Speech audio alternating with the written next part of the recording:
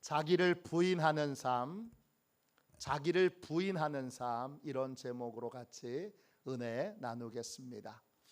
할렐루야. 하나님의 말씀에는 여러분 능력이 있습니다. 그 말씀은 우리를 능력 있게 합니다.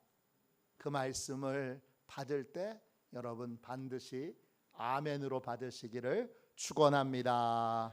우리 한번 따라해 보겠습니다. 아멘. 아멘입니다. 꽤 오래전 일입니다. 그때 저는 하나님께 부흥을 달라고 기도하고 있었습니다.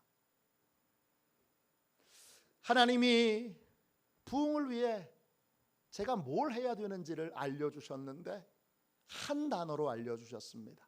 제 마음에서 한 단어가 쭉 끌어올라와서 제 가슴에 새겨졌습니다. 그 단어가 뭐였냐 하면 자기 부인이라는 것입니다. 주님이 알려주신 부흥의 중요한 방법은 자기 부인이었습니다. 이 자기 부인이라고 하는 단어가 그날부터 제 마음을 떠나지 않았고, 저는 자기 부인이 뭔지를 바르게 깨닫기를 원했습니다. 또 진심으로 자기 부인의 삶을 살고 싶었습니다. 어느 날 아내와 함께 우리 감리교 목회자 기도 모임을 가던 도중에 저는 자기 부인을 계속 기억해야 하기에 마태복음 오늘 읽은 16장 24절 말씀을 계속 암송하고 있었습니다. 그러자 아내가 옆에서 지켜보다가 저한테 이렇게 물었습니다. 왜 그 말씀을 계속 암송하는 거예요? 그래서 제가 아내에게 대답했습니다. 자기 부인이 뭔지 잘 깨닫고 싶어서 이 말씀 암송하고 있어요. 아내는 재밌는 농담을 잘합니다. 아내가 싹 웃으면서 이렇게 말합니다. 자기 부인은 나예요.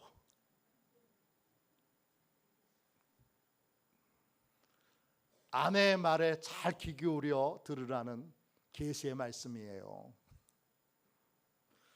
그의 말을 듣고 아내와 함께 한바탕 크게 웃었던 기억이 있습니다. 자기 부인,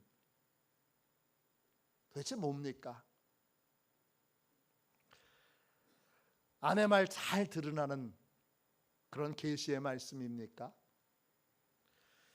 예수님은 예수 믿는 모든 자들을 예수님을 따르는 자라고 분명하게 말씀하셨습니다. 예수님을 따르지 않는 사람은 그리스도인이 아닙니다. 마태복음 10장 38절입니다. 또 자기 십자가를 지고 나를 따르지 않는 자도 내게 합당하지 아니하니라. 예수님을 믿는 건 예수님을 따르는 겁니다. 예수님을 믿는 건 예수님이 나를 따르라 하는 그 명령에 아멘 이렇게 응답한 것입니다. 그런데 예수님을 따르려면 한 가지 분명한 전제가 있습니다. 자기를 부인해야 합니다. 오늘 마태복음 16장 24절 제가 계속 반복해서 암송했던 그 말씀을 한 번 더 읽어봅시다. 예수께서 제자들에게 이르시되 누구든지 나를 따라오려거든 자기를 부인하고 자기 십자가를 지고 나를 따를 것이니라. 예수님이 제자들에게 말씀하셨습니다. 나를 따라오려거든, 원어 성경으로 보면 따라오기를 원하거든 이렇게 되어 있어요. 원한다 이 말은 헬라어로 텔로예요. 뜻은 따를 준비와 의지를 갖춘 상태에서 따르겠다고 고백하는 거예요. 즉 주님의 말씀은 이렇게 설명할 수 있습니다. 누구든지 나를 따라올 준비와 의지가 있거든. 여러분 있으세요? 여러분 주님을 따를 준비와 의지를 갖고 오늘 주님 앞에 나오셨지요? 아멘 소리가 나오셨지요? 네.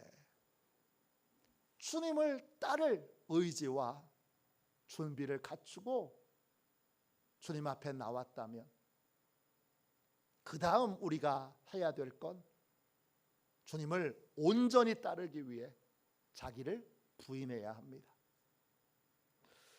자기 부인은 도대체 뭔가요? 많은 것이 있지만 오늘 세 가지 주님이 이 말씀을 통하여 주신 감동을 같이 나누고자 합니다. 첫 번째, 자기 부인이란 힘과 능력을 나 자신을 위해서가 아니라 하나님을 위해서 사용하는 것입니다. 나한테 힘이 있어요. 나한테 권세가 있어요. 나한테 능력이 있어요. 그걸 나만을 위해서 사용하지 않고 하나님을 위해서 사용하고 또 영혼을 구원하기 위해서 사용하는 것, 그게 바로 자기를 부인하는 것입니다. 오늘 읽은 말씀을 보면 저는 이 말씀을 읽고 한동안 마음이 먹먹해져서 그 자리에 그냥 가만히 있을 수밖에 없었습니다. 오늘 예수님이 나 십자가에서 못 박혀 죽을 거야, 그렇게 첫 번째 예고를 하십니다. 오늘 말씀 21절 보세요. 이때로부터 예수 그리스도께서 자기가 예루살렘에 올라가 장로들과 대제사장들과 서기관들에게 많은 고난을 받고 죽임을 당하고 제3일에 살아나야 할 것을 제자들에게 비로소 나타내시니. 저를 먹먹하게 했던 것은 이때로부터예요. 이 말씀을 하시는 상황이 어떤 상황이냐? 그 앞에 무슨 말씀을 하셨느냐? 나한테 천국 열쇠가 있어. 그리고 그 열쇠를 주님의 교회인 너희들에게 사용할 수 있는 권한을 줄 거야. 이 말씀을 하시는 상황입니다. 주님은 천국 열쇠를 가지고 계세요. 이 열쇠는 천국 가는 데만 사용하는 것 아니고 죄사함 받는 데만 사용하는 것 아니고 모든 문제를, 우리 인생의 모든 문제를 해결할 수 있는 열쇠입니다. 주님은 그 열쇠를 가지고 계세요. 그래서 기적을 행하실 때 준비 동작 없이 간단하게 기적을 행하세요. 떡 5개와 물고기 2마리로 5,000명을 먹일 때에도 준비 동작 없으세요? 그냥 기도하고 제자들에게 떼어서 떡 주시고 물고기 주셨어요. 그랬더니 제자들이 떡을 사람들에게 나눠줄수록 떡이 계속 생겨납니다. 물고기를 나눠줄수록 물고기가 계속 생겨납니다. 주님이 기적을 행하시는데 너무 쉽게 하시는 거예요. 왜 쉽게 하시죠? 열쇠를 가지고 계시기 때문입니다. 죽은 나사로를 살릴 때에도 죽은 지 나흘 됐어요. 그러면 눈알은 다 녹아서 없어요. 장기도 다 짓물려서 쓸 수 없어요. 살은 짓물려서 골아서 물컹물컹한 상태예요. 나사로를 살리려면 수많은 준비 동작이 있어야 돼요. 근데 주님은 한마디만 하세요. 나사로야 나오너라.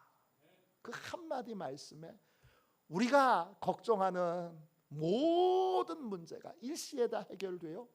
나사로가 건강한 모습으로 걸어 나옵니다.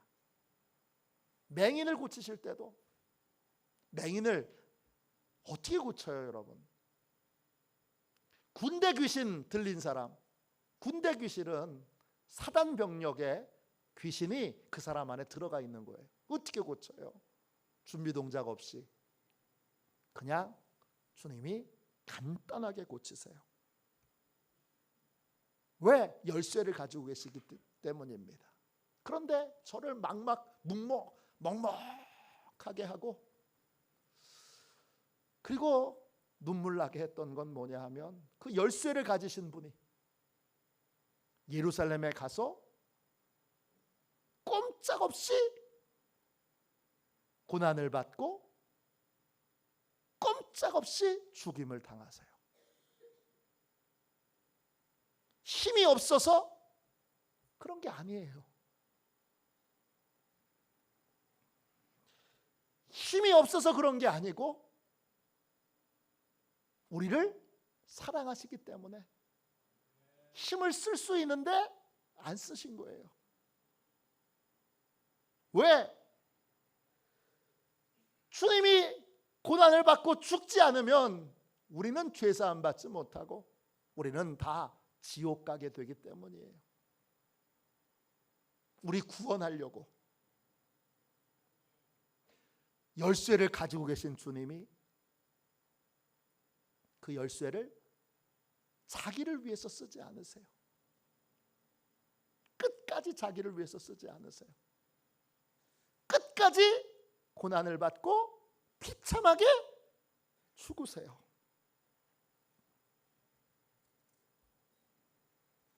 제 마음이 얼마나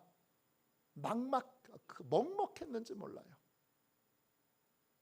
저는요, 조금만 능력이 있고 조금만 다른 목사님보다 더 나은 게 있으면 그거 가지고 얼마나 제가 자랑하고 또 마음에 나타내지 않을 때도 있지만 속에 교만을 품을 때가 얼마나 많았는지 몰라요. 그런 저하고 비교해 보니까 주님은 다 하실 수 있는데 우리를 사랑하셔서 우리를 구원하시기 위해 하나님의 뜻에 순종하기 위해 다 하실 수 있는 그 능력과 권세를 조금도 사용하지 않고 그냥 고난받고 죽으신 거예요. 그 고난은 어떤 고난이에요? 주님이 받으신 그 고난을 헬라어로 파스초라고 그래요.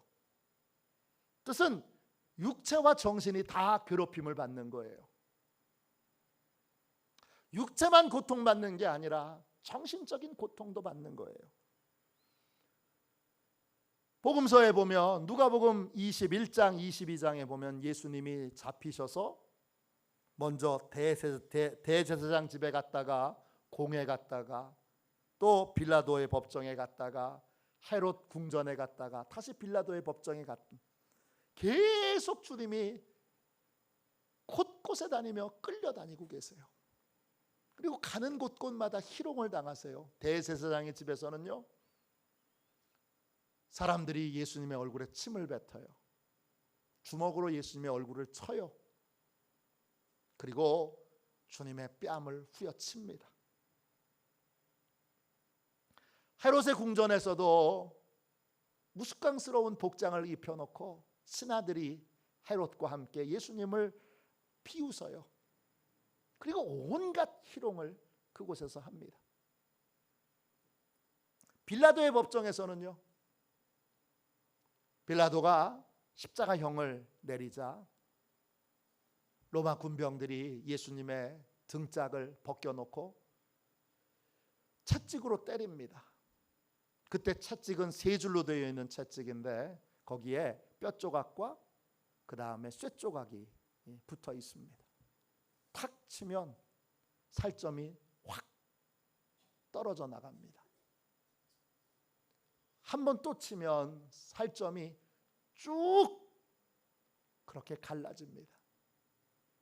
그리고는 로마 군병들이 예수님한테 홍포를 입히고 붉은 옷을 입히고 가시관을 쓰게 하고 그 다음에 갈대를 들게 한 다음에 돌아가면서 그 앞에 무릎을 꿇는 척 하다가 어떤 사람은 침을 휙 뱉고 어떤 사람은 갈대를 뽑아서 예수님의 뒷머리를 탁탁탁 치면서 네가 유대인의 왕이야? 그럽니다. 골고다의 언덕으로 올라가실 때에도 그 십자가를 짊어지고 가다가 넘어지고 가다가 넘어지고 가다가 넘어지는데도 주변에 있는 사람들은 조롱하고 놀리고 침 뱉고 또 손가락질로 조롱하고 그렇게 합니다. 십자가에 마침내 못 박혔을 때 이 손에 박혀있는 못과 발에 박혀있는 못으로 하중을 견뎌야 하는, 서는 그 순간에 살이 다 생살이 찢어지는, 그래서 그리고 비명을 지를 수밖에 없는 상황에서 사람들은 지나가면서 예수님을 향하여 욕하고 손가락질하고 희롱하고, 심지어는 야, 하나님이 구해주나 보자, 하나님이 구해주시겠지? 그러면서 어떻게 하나 이렇게 희롱하듯 지켜보고 있습니다. 주님이 그걸 다 알고 계세요. 주님이 그걸 하나도 남김없이 이런 고난과 고통을 받게 될 걸 다 알고 계세요. 근데 피하지 않으세요. 또 자기를 괴롭히는 그 모든 사람들을 일시에 다 처리할 수 있는 힘과 권세를 주님이 갖고 계세요. 그런데 주님은 그 힘을 조금도 안 쓰세요. 왜? 우리를 구원하셔야 되기 때문입니다. 저는 왜 하나님이 저한테 자기를 부인해야 부흥을 주시는지 알았어요. 제 소원이 부흥인데 그 부흥을 주시는 이유는 하나님의 뜻대로 모든 것을 행하도록 하기 위해서예요.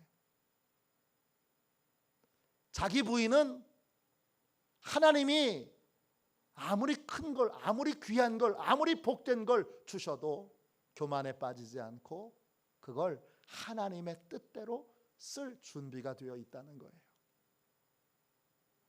주님이 그러셨어요. 주님은 자기를 부인하시고 그 열쇠를 가지고 계신, 천국 열쇠를, 다윗의 열쇠를 가지고 계신 그분이 우리를 살리기 위해서, 우리를 구원하시기 위해서 정말 아무 열쇠를 갖고 계시지 않은 분처럼, 모든 능력을 갖고 계신 분이 아무 능력이 없는 것처럼 그렇게 고난을 받으시고 또 십자가에서 우리의 죄를 대신해서 죽으셨습니다. 그게 자기 부인입니다. 힘이 있어도, 능력이 있어도, 권세가 있어도 그걸 오직 하나님의 뜻을 이루는 데만 사용하기로 한 사람에게 주님이 온갖 권세와 능력을 부어주십니다. 자기 부인이란 내가 가지고 있는 모든 것을 오직 하나님의 뜻에 순종하는 데 사용하는 것입니다. 두 번째, 자기 부인이란 무엇입니까? 새로운 차원의 고난에 참여하는 것입니다. 22절 보세요. 예수님이 십자가에서 죽으신다고 그러니까 베드로가 예수님을 붙들고 항변합니다. 22절입니다. 베드로가 예수를 붙들고 항변하여 이르되 주여 그리 마옵소서, 이 일이 결코 주께 미치지 아니하리이다. 예수님이 십자가에서 죽으신다고 그러니까 베드로가 이렇게 말합니다. 주여 그리 마옵소서, 이 일이 결코 주께 미치지 아니하리이다 합니다. 그리 마옵소서, 이 말은 헬라어로 힐레오스입니다. 뜻은 순조로운, 책망하지 않는 자비로운 하나님이 막아주시는 이런 뜻입니다. 이 말은 하나님과 이스라엘 사이에 맺은 약속에 근거합니다. 뭐냐? 하나님을 잘 믿고 믿음으로 사는 자를 하나님은 모든 역경과 환난에서 지켜주시고 보호해 주신다는 그런 약속입니다. 베드로는 이 확신으로 예수님이 예고하신 이 비참한 고통, 비참한 죽음을 하나님이 넉넉한 능력으로 막아주실 것이다, 이렇게 확신합니다. 그래서 베드로의 고백을 원어로 풀면 이렇게 표현할 수 있습니다. 주님, 하나님께서 다 막아주실 겁니다. 그러므로 그런 비극적인 일은 결코 주님께 일어나지 않을 것입니다. 이스라엘 백성들은 모든 고통과 모든 불행과 모든 상처는 죄의 결과라고 그렇게 믿었습니다. 그래서 구약 히브리어의 악이라는 단어는 항상 고통과 상처와 아픔이라는 뜻과 같은 의미로 사용됩니다. 그래서 베드로는 확신했습니다. 의로우신 주님, 죄 없으신 주님을 결코 하나님이 죄인들이나 겪는 고통과 이 비참한 죽음에 넘겨주시지 않을 것이다, 그렇게 확신하고 예수님을 붙들고 항변합니다.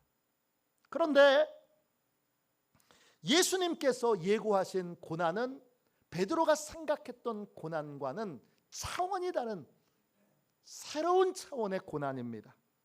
어떤 고난이냐? 하나님의 뜻을 이루기 위한 고난입니다.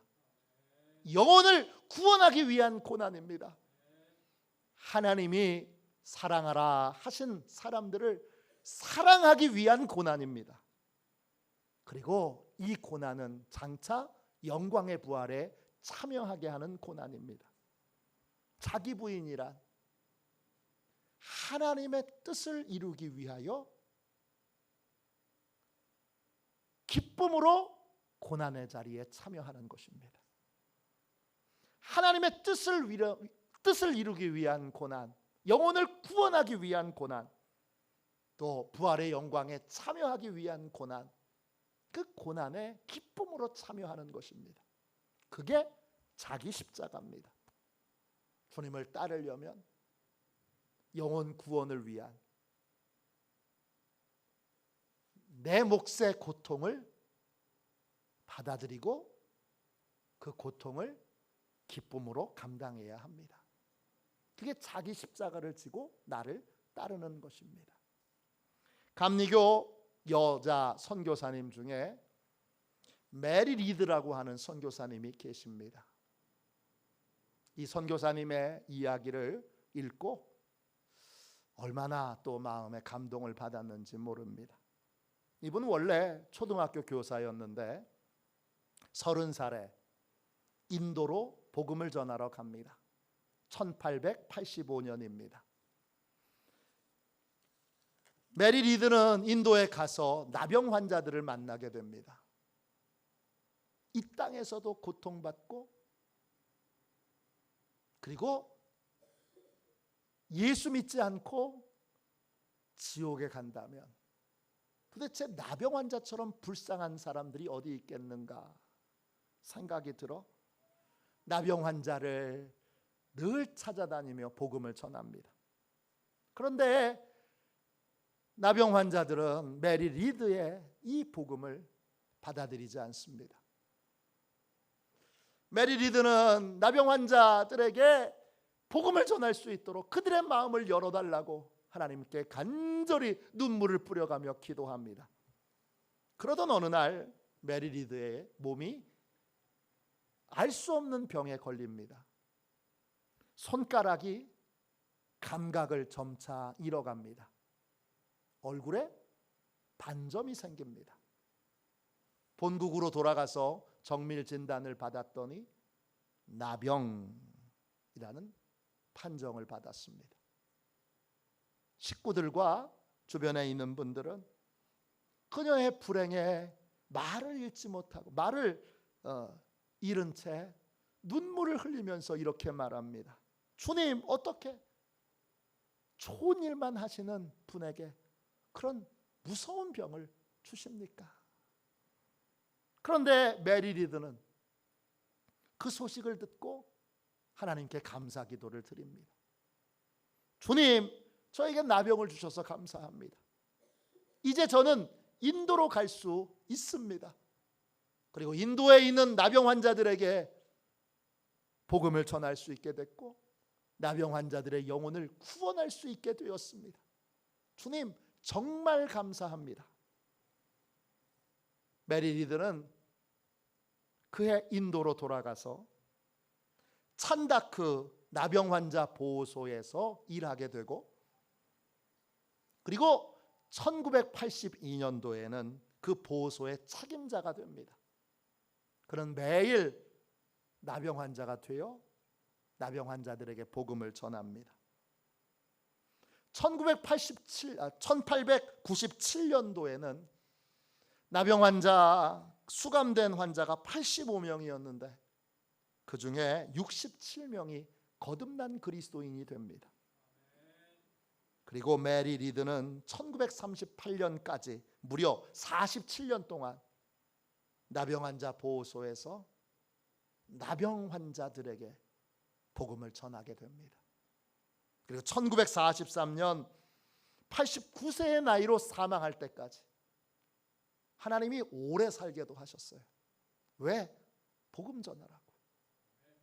89세의 나이로 사망할 때까지 그 보호소에 살면서 최후의 이른까지 복음을 전하다가 하나님의 부름을 받습니다.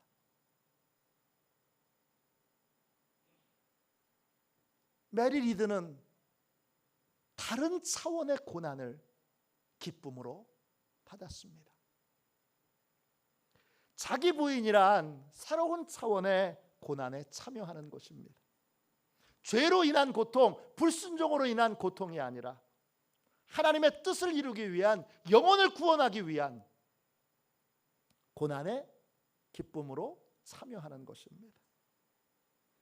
영혼을 살리고 영혼을 구원하기 위한 고난, 이 고난에 기쁨으로 참여하는 사람, 내 몫의 고난이 있다고 믿고 영혼을 구원하기 위한 고난, 전할 때 멸시를 받고 냉대를 받고 거절을 받고 하는 그 고난을 기쁨으로 받는 그 사람이 바로 자기 부인의 삶을 사는 사람입니다. 세 번째, 자기 부인이란 무엇입니까? 자기 부인이란 믿음 이전의 삶으로 되돌아가지 않는 것입니다. 마태복음 16장 24절 말씀을 다시 읽겠습니다.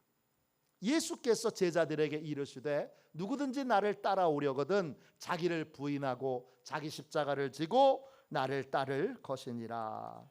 자기를 부인한다 할 때 그 부인한다는 말은 헬라 말로 아파르네오마이입니다. 뜻은 처음 거절한 것을 다시 바라보지 않는 것입니다. 처음 예수님을 믿기로 결정했을 때 버리기로 결단한 것이 있습니다. 내 욕망과 욕심을 따라 사는 삶, 또 죄를 저지르는 삶, 불순종을 저지르는 삶, 기타 등등 예수님을 믿기로 결심했을 때 버리기로, 결별하기로 결단했던 것들이 있습니다. 자기 부인이란 그것을 다시 그런 삶으로 다시 되돌아가지 않는 것입니다. 주님 뜻대로 살기로 했네. No turning back, no turning back. 되돌아가지 않는 것입니다. 잠언 26장 11절에 이런 말씀이 있습니다. 개가 그 토한 것을 도로 먹는 것 같이 미련한 자는 그 미련한 것을 거듭 행하느니라. 토한 것을 다시 먹지 않는 것입니다. 버린 것을 다시 취하지 않는 것입니다. 롯의 부인처럼 옛삶을 되돌아보지 않고 주님이 주신 사명을 향해서 믿음의 푯대를 두고 열심히 믿음의 길을 걸어가는 것입니다. 그것이 자기 부인입니다. 오늘 주님은 자기 부인의 삶을 사셨고 그 삶을 살도록 우리를 부르셨습니다. 예수 믿는 모든 사람들은 자기 부인의 삶을 살아야 합니다. 자기 부인이란 힘과 능력을 하나님의 뜻에 순종하는 데 사용하는 것입니다. 자기 부인이란 차원이 다른 고난에 참여하는 것이고, 자기 부인이란 믿음 이전의 삶으로 되돌아가지 않는 것입니다. No turning back. No turning back. 자기 부인의 삶을 사는 자에게 하나님은 능력을 주십니다. 왜? 하나님이 예수님에게 모든 문제를 해결할 수 있는 열쇠를 주셨을까? 하나님의 뜻대로 그 열쇠를 사용하는 자기 부인의 삶을 살고 계신 분이기 때문입니다. 우리에게도 우리가 소망하는 것을 주께 구할 때 주님이 먼저 확인하시는 것, 자기 부인의 삶을 살고 있는가 살펴보십니다. 하나님의 뜻대로 그 간구하는 것을 쓸 수 있는 사람인가? 어느 친구 목사님이 교회를 개척해서 50명 됐을 때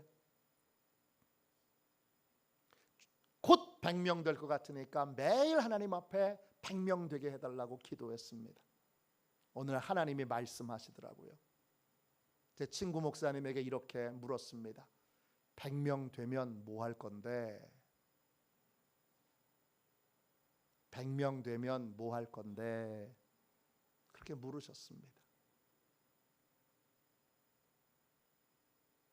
하나님이 여러분에게 여러분이 간구하는 것에 대하여 이렇게 물으십니다. 그게 이루어지면 너 뭐 할 건데?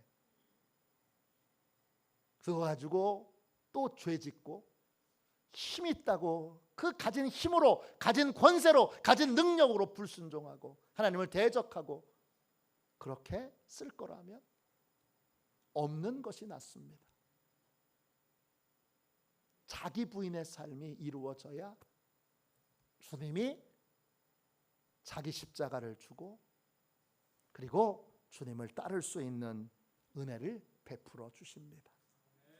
우리 모두 자기 부인의 삶으로 주님을 온전히 믿고 따르는 참된 그리스도인의 삶을 사는 그러한 귀한 하나님의 사람들 다 되시기를 주님의 이름으로 축원합니다.